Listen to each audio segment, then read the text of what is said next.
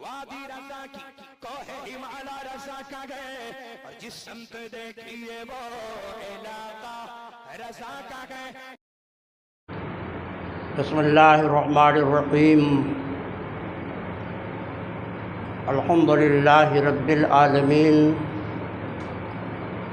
والصلاة والسلام علی سید المرسلین وعلى آلہ واصحابہ اجمعین. اما بعد فاعوذ باللہ من الشیطان الرجیم. بسم اللہ الرحمن الرحیم. فمن كان يرجو لقاء ربه فليعمل عملا صالحا ولا يشرك بعبادة ربه أحدا. صدق الله العظيم. وبلغنا رسوله النبي الأمين الكريم ونحن على ذلك لمن الشاهدين والشاكرين والحمد للہ رب العالمین. معزز سامعین، نوجوان دوستوں، عزیز بچوں، آئیے پہلے موراب مل کر آقائے دو جہاں، شہنشاہ کون و مکان، رحمت عالم روح فدا صلی اللہ علیہ وسلم کی بارگاہ ناز میں ہدیہ درود و سلام پیش کر لیں. اللہم صلی علی سیدنا و نبینا مولانا محمد کما تحب ترضی بان تصلی علیہ صلاۃ و سلاما علیک یا رسول اللہ صلی اللہ تعالی علیہ وسلم. معزز سامعین، گزشتہ 2 جمعوں میں ایثار، اس کی تعریف، قرآن و حدیث کے روشنی میں اس کی فضیلت پر خطاب آپ سماعت فرما چکے ہیں. آج کے اس مختصر سے وقت میں خطبہ مسنونہ کے بعد جس آیت مقدسہ کی تلاوت کا شرف حاصل کیا ہے، پروردگار عالم نے اپنے بندوں کو مخاطب کر کے ارشاد فرمایا: فمن کان یرجو لقاء ربہ فلیعمل عملا صالحا. جو بندے اللہ سے ملاقات کی امید رکھتے ہیں انہیں چاہیے کہ نیک اعمال کریں. ولا یشرک بعبادۃ ربہ احدا. اور اپنے رب کی عبادت میں کسی دوسرے کو شریک نہ ٹھہرائیں. معزز سامعین، اس آیت مقدسہ میں بندوں کو اخلاص کے ساتھ نیکیاں کرنے کا حکم دیا گیا ہے. اخلاص کیا چیز ہے؟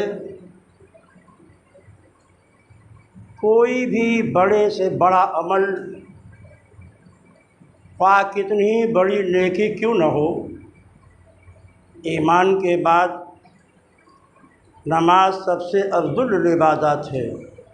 پوری کائنات کی عبادت کا مجموعہ ہے نماز. نماز میں امیر و غریب، مرد عورت کا بھی کوئی فرق نہیں، سب پہ یہ نماز فرض ہے. عظیم عبادت ہے. اسلام لانے کے بعد نماز نبی کی آنکھوں کی ٹھنڈک ہے، قبر میں نور ہے. معزز سامعین، عظیم عبادت ہے نماز. نماز میں اخلاص کا مفہوم کیا ہوا؟ اخلاص کا مطلب یہ ہوتا ہے کہ بندہ صرف اللہ کی رضا کے لیے نیکیاں کرے. صرف مقصد اس کا اللہ کی رضا ہو. ریا، نمائش، دکھاوے سے وہ عبادت پاک ہونی چاہیے. ورنہ بڑی سے بڑی عبادت میں بھی اگر ریا آ گیا، نمائش آ گئی، دکھاوا آ گیا، تو عبادت مقبول بارگاہ الہی ہونے کے بجائے عبادت مردود ہو جاتی ہے۔ نماز ہو، روزہ ہو، حج ہو، زکوٰۃ ہو، یہ سب ارکان اسلام ہیں، عظیم عبادتیں ہیں، مگر بارگاہ الہی میں مقبول ہونے کے لیے ضروری ہے اخلاص، یعنی صرف اللہ کی رضا اور اس کے حکم کی پابندی مقصود ہو، نہ دکھاوا ہو، نہ ریا ہو، نہ نمائش ہو، نہ دل میں یہ ارادہ ہو کہ لوگ مجھے عبادت کرتے ہوئے دیکھیں تو نمازی کہنے لگے۔ حج کریں تو مقصد اللہ کے حکم کی پیروی ہو، عظیم عبادت ہے۔ آدمی گناہوں سے اس طرح پاک و صاف ہو جاتا ہے جیسے ایسی آج ہی ماں کے پیٹ سے پیدا ہوا، بڑی عبادت ہے، مگر وہ بھی اللہ کی بارگاہ میں اسی وقت مقبول ہے جب حج کی ادائیگی کا مقصد صرف رضائے الہی ہو، ریا، نمائش اور دکھاوا نہ ہو۔ جہاد، زکوٰۃ عظیم عبادت ہے۔ اللہ کے نبی فرماتے ہیں جب بندہ جہاد کے لیے نکلتا ہے قدم قدم پر نیکیاں لکھی جاتی ہیں۔ جہاد پر نکلنے والے کے جسم کو جہنم پہ حرام کر دیا جاتا ہے۔ آقا فرماتے ہیں کہ اللہ کی راہ میں جس کے قدم غبار آلود ہو گئے اس قدم والے کو جہنم سے نجات عطا فرما دیتا ہے، عظیم عبادت ہے۔ لیکن اگر اخلاص ہے، صرف رضائے الہی مقصود ہے، تبھی وہ عبادت بارگاہ الہی میں مقبول ہے۔ ریا، نمائش، دکھاوا آ گیا تو وہ عبادت خواہ کتنے ہی عظیم کیوں نہ ہو مگر مقبول بارگاہ الہی ہونے کے بجائے وہ عبادت مردود ہو جاتی ہے۔ عبادت خالی نماز، روزہ، حج و زکوٰۃ کا نام نہیں ہے۔ مومن کا جو قدم بھی اللہ اس کے رسول کے رضا کے لیے اٹھے گا اور مقصد ریا نہیں ہوگا، نمائش نہیں ہوگی، دکھاوا نہیں ہوگا، وہ چاہے چلنا پھرنا ہو، چاہے اٹھنا بیٹھنا ہو، چاہے کھانا پینا ہو، ان سب میں اگر اللہ کے رسول کی ادا مطلوب ہے، حکم الہی کے پر عمل کرنا مقصود ہے، تو چلنا بھی عبادت، کاروبار کرنا بھی عبادت، کھانا پینا بھی عبادت۔ یہی کھانا آپ اس نیت سے کھائیں کہ جس میں قوت پیدا ہو تاکہ اللہ کی عبادت ہم آسانی سے کر سکیں۔ آسودہ ہو کر آپ کھا رہے ہیں، پیٹ آپ کا بھر رہا ہے، مگر نیت آپ کی خیر ہے کہ اس سے عبادت بڑھ جائے، جس میں قوت پیدا ہو جائے، تو وہ بارگاہ الہی میں کھانا بھی مقبول ہے اور وہ عبادت ہے۔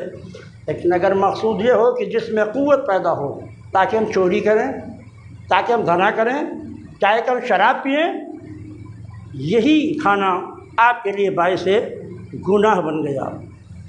آپ مسجد کی طرف چل کے آتے ہیں، قدم وہی ہے، اللہ کے حکم کی پر عمل کرنا مقصود ہے۔ نماز کے نیت سے آپ نکل کے آئے ہیں تو قدم قدم پر آپ کے نیکیاں لکھی جا رہی ہیں، لیکن یہی قدم شراب خانے کی طرف چلے گا تو اب چونکہ آپ کی نیت اللہ کی رضا کے خلاف ہے، ناجائز امر کا ارتکاب ہے، تو اب قدم قدم پر آپ کے گناہ پڑتا چلا جائے گا۔ اس لیے آج کی تقریر کا مقصد صرف یہ ہے، اللہ کے بندوں، اللہ کی عبادت ہمیں بھی اللہ توفیق عطا فرمائے اور آپ سب کو بھی کہ عبادتیں کریں تو ریا، نمائش، دکھاوے سے پاک ہو، صرف اللہ کے حکم کی بجا آوری اور رضائے الہی مقصود ہو، ورنہ بڑی سی بڑی عبادت بھی بارگاہ الہی میں مردود ہو جاتی ہے۔ اب آپ حدیث پاک سماعت فرمائیں کہ جب رضائے الہی نہیں ہوتا ہے تو بڑی سے بڑی عبادت بھی بارگاہ الہی میں مردود ہو جاتی ہے، مقبول نہیں ہوتی۔ بخاری شریف، مشکوٰۃ شریف، تمام حدیث کی کتابوں میں یہ حدیث موجود ہے۔ اس کے راوی ہیں سیدنا ابو ہریرہ رضی اللہ تعالیٰ عنہ، جو اس حدیث شریف کو بیان کرتے کرتے خوف الہی سے بے ہوش ہو جاتے تھے، ہوش آتا تھا پھر حدیث کو بیان فرماتے تھے۔ قیامت کے دن اللہ کی بارگاہ میں سب سے پہلے جن کا حساب ہوگا اس میں ایک شہید ہوگا، ایک عالم ہوگا، ایک سخی ہوگا۔ یہ تینوں خدا کی بارگاہ میں پیش ہوں گے، شہید، عالم اور سخی۔ اللہ تعالیٰ شہید کو مخاطب کر کے فرمائے گا میں نے تم کو یہ نعمتیں عطا کی، یہ نعمتیں عطا کی، سر سے پاؤں تک اس کی ہر نعمت لاجواب و بے مثال ہے۔ یہ ساری نعمتیں جو میں نے تم کو دی، سر سے پاؤں تک، آخر تم نے نعمتوں کا شکریہ کیسے ادا کیا؟ حدیث شریف میں ہے کہ بندہ کہے گا مولا تیری نعمتوں کے شکریہ کے لیے میں نے اپنی گردن تیری رضا کے لیے کٹا دی، میں نے اس طرح تیری نعمتوں کا شکریہ ادا کیا۔ تو اللہ فرمائے گا جھوٹ بولتے ہو، تم نے تو جہاد اس لیے کیا تھا تاکہ تم لوگ طاقتور اور بہادر کہیں، اللہ کی رضا کے لیے جنگ نہیں کی تھی تم نے، اپنے جسم کی قوت کا مظاہرہ کرنے کے لیے، اور تاکہ تم بہادر کہلائے جاؤ، اس لیے تم نے یہ جہاد کیا تھا۔ تمہارا یہ جہاد میری بارگاہ میں مقبول نہیں، کیونکہ ریا ہے، نمائش ہے، دکھاوا ہے۔ فرشتوں اسے لے جاؤ اور جہنم میں ڈال دو، جہنم میں ڈال دیا جائے گا۔ عالم کو بلایا جائے گا، پوچھا جائے گا میں نے تم کو یہ نعمتیں عطا کی، تم نے ان کا شکریہ کس طرح ادا کیا؟ عالم عرض کرے گا مولا ہم نے علم دین حاصل کیا، علم دین حاصل کرنے کے بعد میں زندگی بھر علم کی تبلیغ کرتا رہا، علم کو تیرے بندوں کو پڑھاتا رہا، یوں میں نے تیرا شکریہ ادا کیا۔ اللہ فرمائے گا جھوٹے ہو، تم نے تو علم دنیا کمانے کے لیے پڑھا تھا، وہ دنیا تم کو مل گئی۔ تم نے تو علم اس لیے پڑھا تھا تاکہ تمہیں لوگ عالم کہیں، دنیا میں تمہیں عالم کہہ دیا گیا۔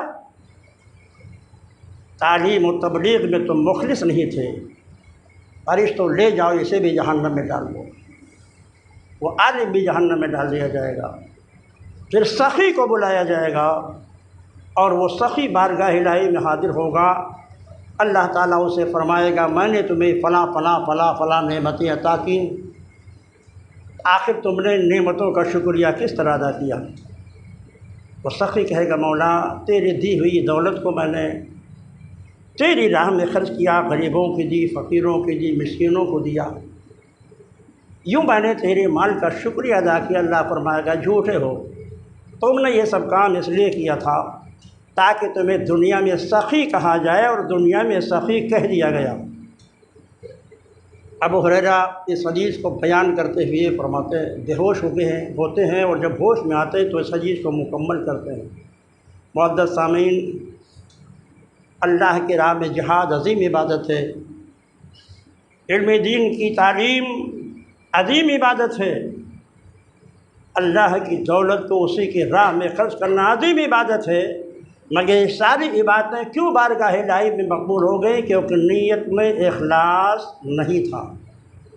اللہ تعالیٰ اپنے حبیب کے صدقے میں ہماری اور آپ کی نیتوں میں اخلاص پیدا فرمائے۔ اگر آپ کوئی عمل اخلاص سے کرتے ہیں تو وہ عمل آپ کا دنیا میں بھی آپ کے لیے فائدہ مند ہوگا، اور آخرت میں بے شمار فوائد اس سے آپ دیکھیں گے۔ اب بخاری شریف کی دوسری روایت دیکھیے،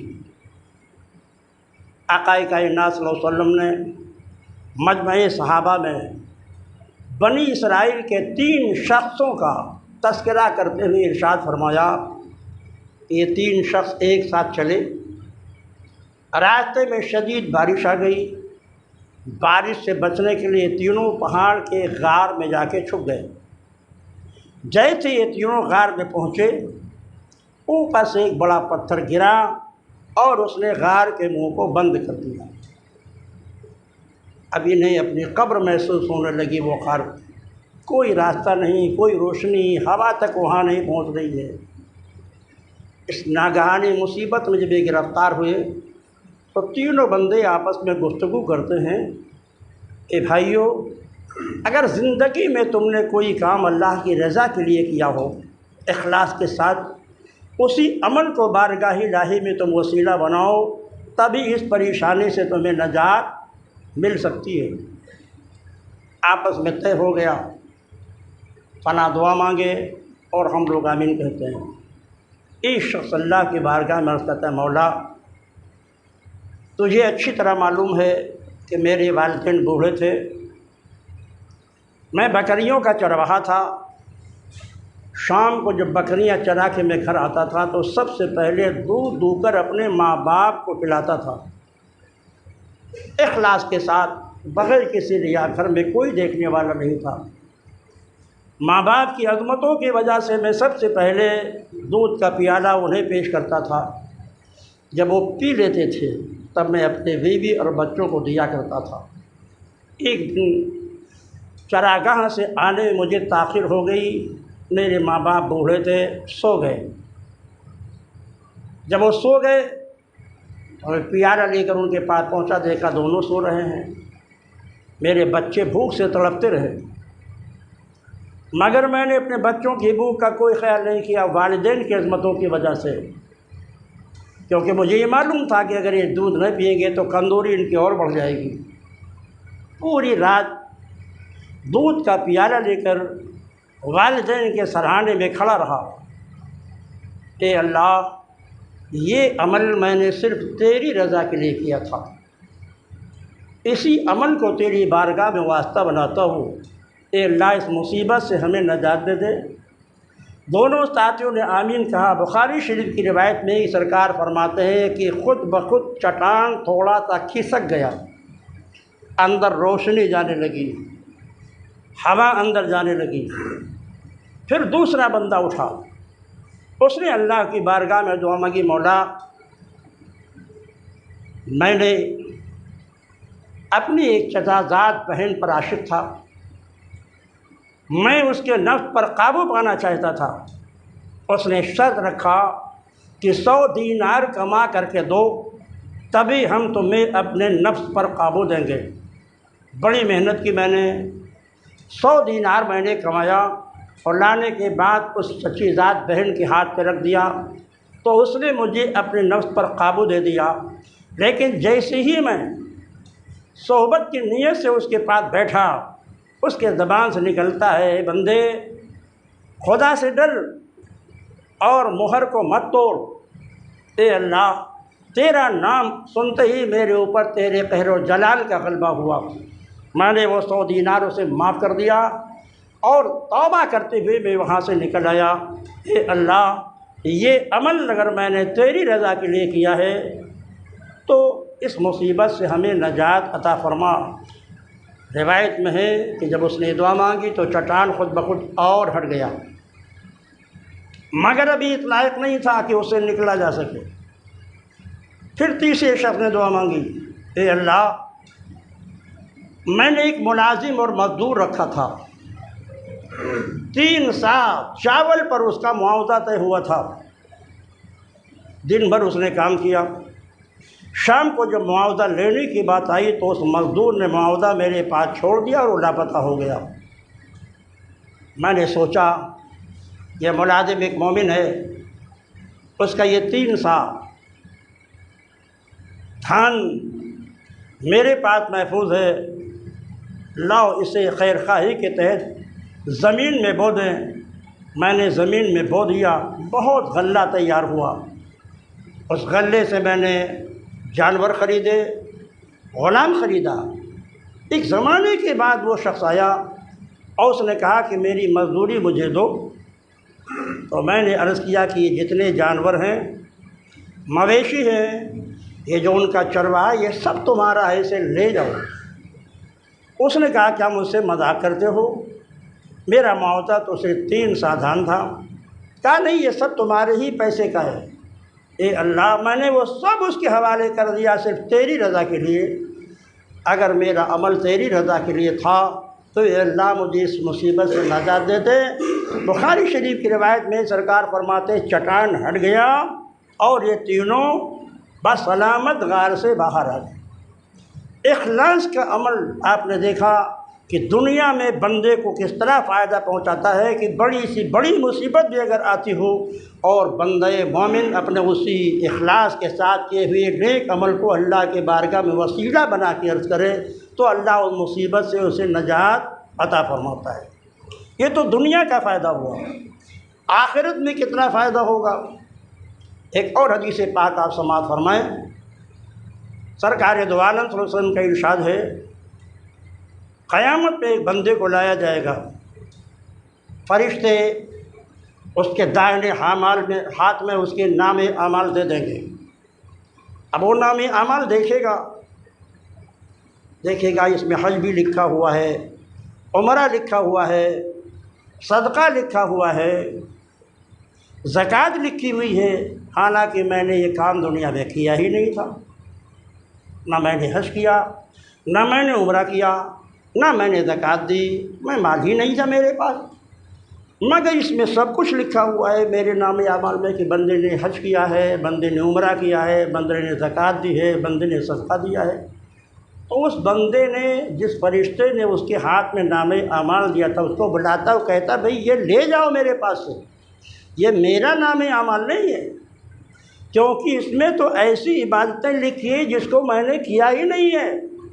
غیب سے آواز آتی ہے، رب العالمین فرماتا ہے بندے یہ تیرا ہی نام اعمال ہے۔ سن، جب کوئی حاجی حج کرنے کے لیے روانہ ہوتا تھا تو اللہ کی بارگاہ میں عرض کرتا تھا، مولا اگر میرے پاس دولت ہوتی تو میں بھی اسی طرح حج کرتا۔ جب کوئی عمرہ کے لیے روانہ ہوتا تھا تو اللہ کی بارگاہ میں عرض کرتا تھا، مولا اگر میرے پاس مال ہوتا تو میں عمرہ کے لیے جاتا۔ زکوٰۃ دیتے ہوئے دیکھتا تھا تو کہتا تھا، اے اللہ اگر میرے پاس مال ہوتا تو میں زکوٰۃ دیتا۔ تیرا یہ اخلاص، تیری یہ نیت میری بارگاہ میں اتنی مقبول ہو گئی کہ ان ساری نیکیوں کے بدلے ہم نے تمہیں خالی اخلاص نیت کی وجہ سے تمہیں حج کا بھی ثواب دے دیا، عمرے کا بھی ثواب دے دیا، زکوٰۃ کا بھی ثواب دے دیا، اور صدقہ نافلہ کا بھی ثواب عطا کر دیا۔ اب غور کریں، نیت میں اخلاص ہو تو پروردگار عالم کس طرح اپنے بندے پر فضل و کرم فرما دیتا ہے۔